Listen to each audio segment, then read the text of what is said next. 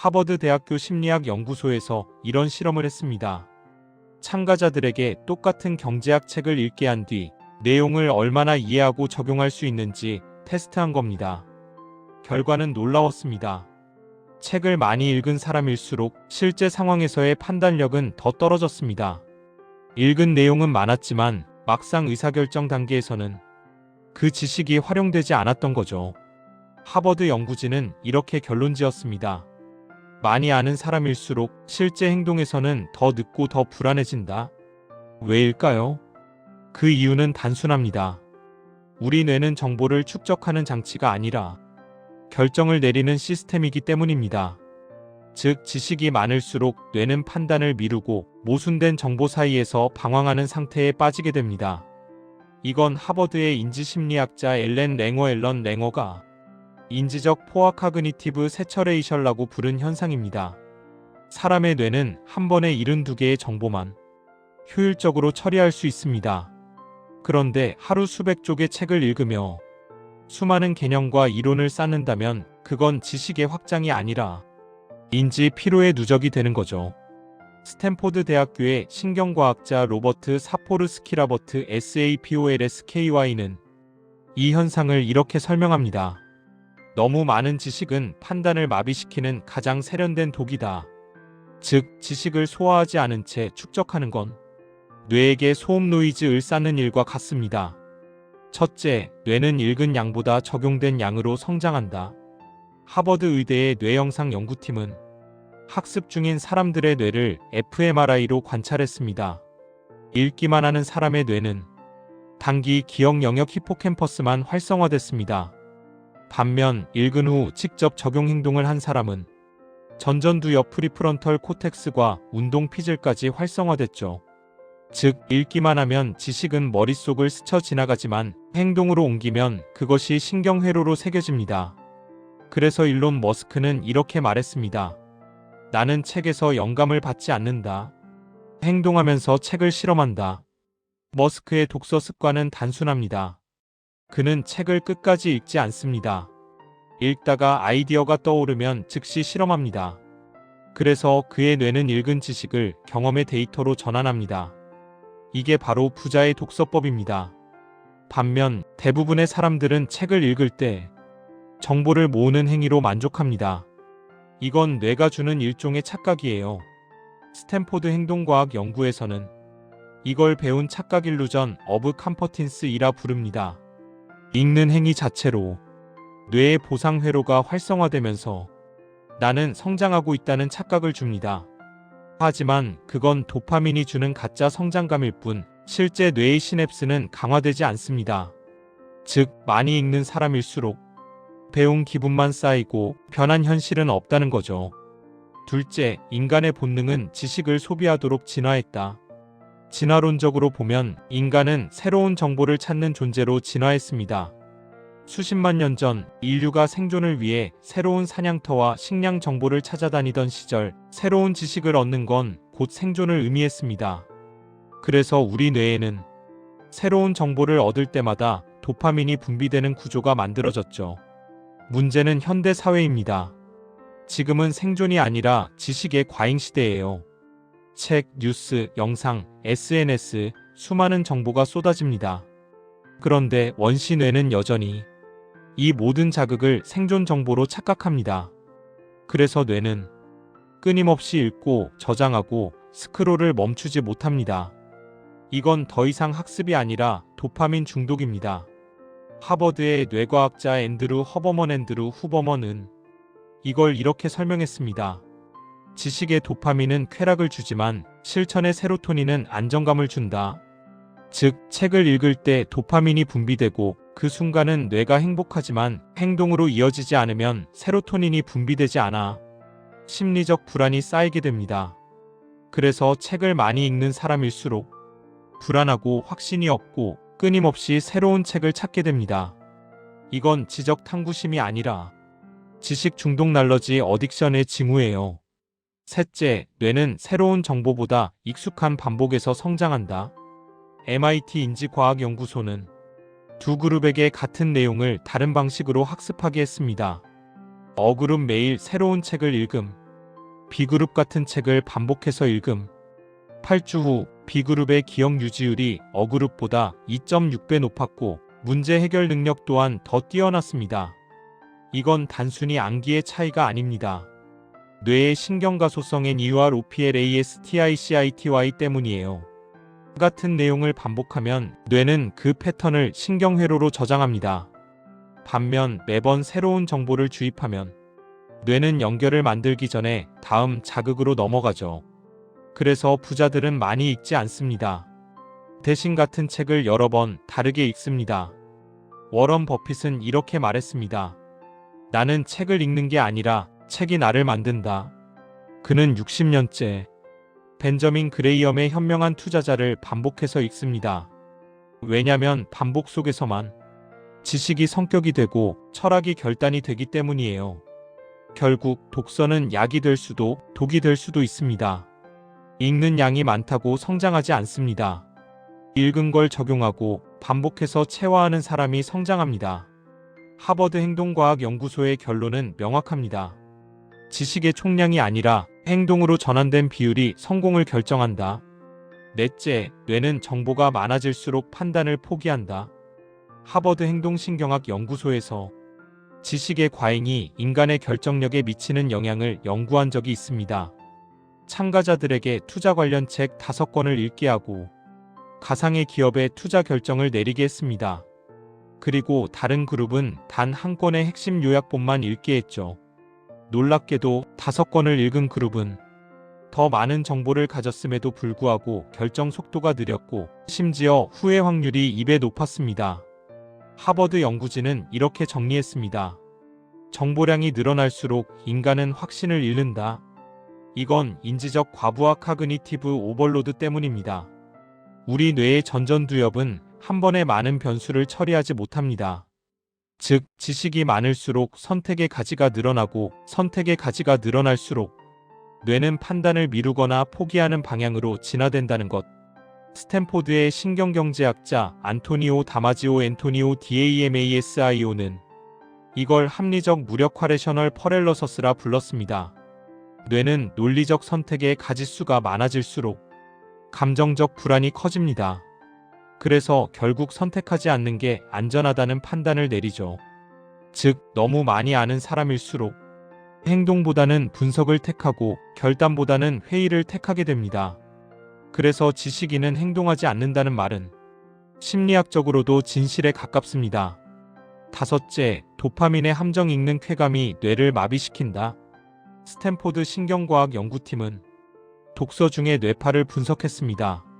책을 읽는 순간 뇌의 보상 시스템 벤트럴 STRIATUM이 활성화되면서 도파민이 분비됩니다. 즉, 읽는 행위만으로도 뇌는 무언가를 성취했다고 착각합니다. 이건 SNS에서 좋아요를 받을 때와 똑같은 뇌 반응이에요. 그래서 책을 많이 읽을수록 뇌는 배운 느낌에 중독됩니다. 하버드 인지심리학자 데니얼 길버트는 이걸 이렇게 설명했습니다. 읽는 행위는 도파민 보상 시스템을 자극하지만 실행은 그 시스템을 해체한다. 즉, 읽을수록 쾌감은 커지지만 행동으로 옮길수록 쾌감은 줄어듭니다. 결과적으로 사람들은 배우는 기분에 취한 채 변화 없는 인생을 반복하게 되죠. 그렇다면 부자들은 다릅니다. 그들은 책을 읽고 느낌을 얻지 않습니다. 그들은 책을 행동의 지침서로 씁니다. 빌 게이츠는 이렇게 말했습니다. 나는 책을 읽는 게 아니라 책과 대화한다. 그는 책의 중요한 부분마다 질문을 적어둡니다. 이건 내 비즈니스에 어떻게 적용할 수 있을까? 내 삶에 이 원리를 실험한다면 어떤 변화가 생길까? 즉, 게이츠의 독서는 입력 인풋이 아니라 출력 아웃풋 중심이에요. 하버드의 인지신경 연구에 따르면 이렇게 읽은 내용을 행동 시뮬레이션으로 연결하는 독서법은 기억 유지율을 5배 이상 높입니다.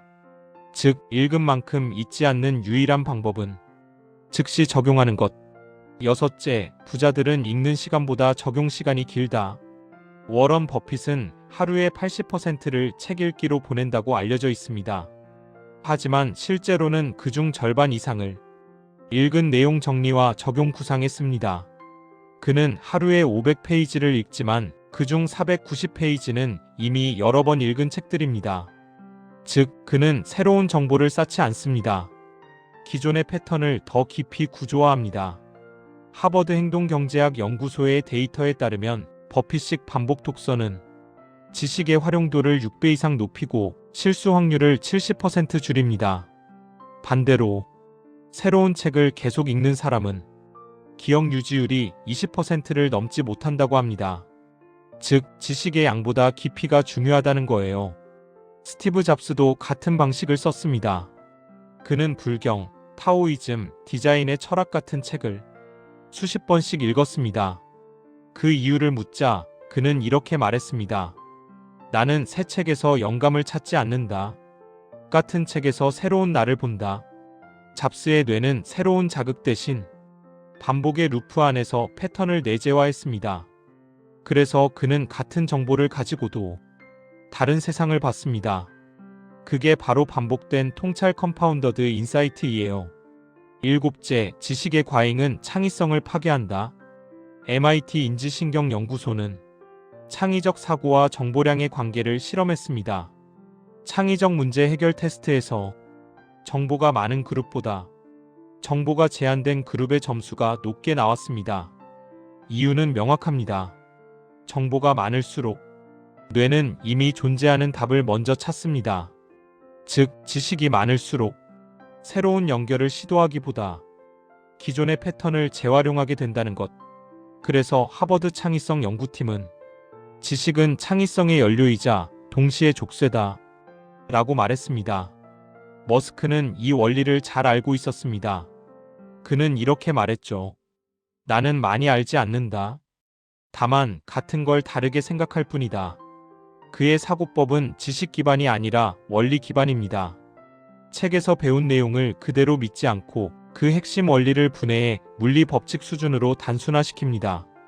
즉, 그는 정보보다 원리를 반복 학습한 겁니다. 이게 바로 제1원리 사고 퍼스트 프린서펄즈 싱킹이고 지식 과잉의 해독제이기도 합니다. 스탠포드 진화심리학자 존 투비잔 TOBY는 이걸 인간 본능의 관점에서 이렇게 설명했습니다. 인간은 배우는 동물이라기보다 문제를 단순화하려는 동물이다. 즉, 지식이 쌓일수록 인간은 복잡해지지만 지혜는 단순함으로 회귀합니다. 그래서 부자들은 더 많이 배우는 것보다 덜 배우되 정확히 쓰는 것에 집중합니다. 하버드 연구팀은 이 차이를 이렇게 정리했습니다. 가난한 사람은 정보를 모으고 부자는 정보를 구조화한다. 즉, 지식의 총량이 성공을 만들지 않습니다. 정보를 연결하는 구조력이 성공을 만듭니다. 이제 우리는 이렇게 물어야 합니다. 나는 책을 읽고 있는가? 아니면 책에 읽히고 있는가? 여덟째, 느리게 배우는 사람일수록 오래 남는다. 하버드 행동과학연구소는 학습 속도와 성공률의 상관관계를 15년 동안 추적했습니다. 결과는 놀라웠습니다. 빨리 배우는 사람보다 느리게 배우지만 꾸준히 반복한 사람이 성과 유지율이 4.7배 높았습니다. 즉, 빠른 학습은 단기 기억을 남기지만 느린 반복은 장기 구조를 만듭니다. 하버드 연구팀은 이렇게 말했습니다. 지식은 속도로 쌓이지 않는다. 시간으로 체화된다. 이건 뇌과학적으로도 완벽히 설명됩니다. MIT 뇌인지과학연구소의 fMRI 연구에 따르면 빠르게 정보를 흡수하는 사람의 뇌는 단기 기억을 담당하는 헤마 히포캠퍼스 중심으로 작동합니다.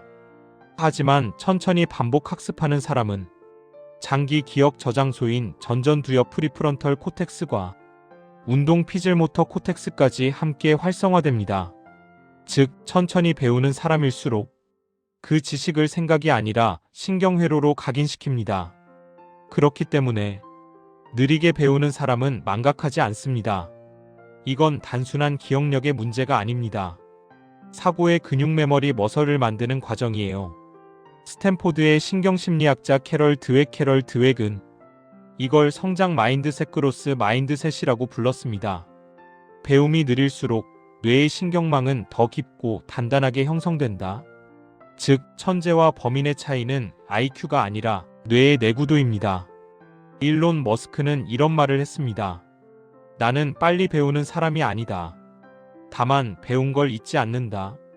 그가 말한 건 바로 이 느린 복리 구조입니다. 머스크는 한 번 배운 원리를 수십 번 실험하고 적용하고 실패하고 다시 읽습니다.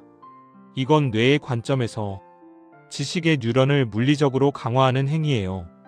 하버드 뇌과학자 루시아 모건은 이렇게 설명합니다. 반복은 시냅스 사이의 전도 효율을 높여 뇌를 더 빠르고 정확하게 만든다. 즉, 느린 학습은 느린 게 아닙니다.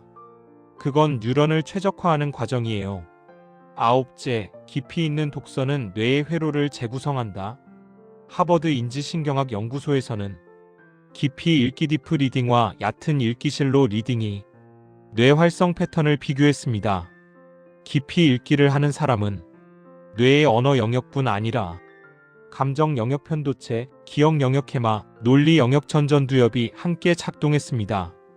즉, 깊이 있는 독서는 단순한 정보 습득이 아니라 전뇌적 사고풀 -BRAIN 싱킹을 일으킵니다. 반면 빠르게 많은 책을 읽은 사람은 언어 처리 영역만 활성화되었고 감정 판단 기억 회로는 비활성화된 상태였습니다. 그들은 읽은 내용은 기억하지만 이해는 못했다. 하버드의 인지과학자 메리언 울프는 이걸 디지털 독서의 함정이라 불렀습니다. 읽는 속도가 빠를수록 생각의 깊이는 얕아진다. 뇌는 속도와 깊이를 동시에 처리하지 못합니다. 속도를 높이면 깊이를 잃고 깊이를 추구하면 속도가 줄죠. 그래서 진짜 뇌는 깊이 있는 지루함을 필요로 합니다. 이건 워런 버핏이 강조한 지루함을 견디는 능력과 완벽히 일치합니다. 버핏은 하루 대부분을 조용히 책상에 앉아 읽습니다. 새로운 책이 아니라 이미 수십 번 본 문장을 반복해서 읽죠. 그는 이렇게 말합니다. 새로운 걸 배우려는 사람은 많지만 같은 걸 깊게 이해하려는 사람은 드물다. 그 차이가 결국 지식의 복리를 만듭니다. 열째, 결론 독서는 독이 아니다. 방식이 독이다. 하버드 행동과학연구소는 결론을 이렇게 냈습니다. 지식의 양은 행복과 무관하다. 하지만 지식의 적용력은 삶의 질을 결정한다.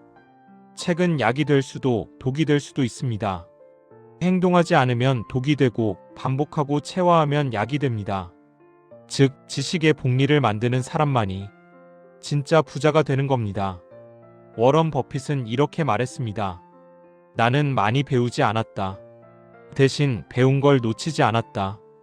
그 한 문장이 모든 하버드 연구의 결론이자 지식의 본질입니다. 지식은 쌓는 게 아닙니다. 지식은 정리하고 버리고 써야 복리로 돌아옵니다.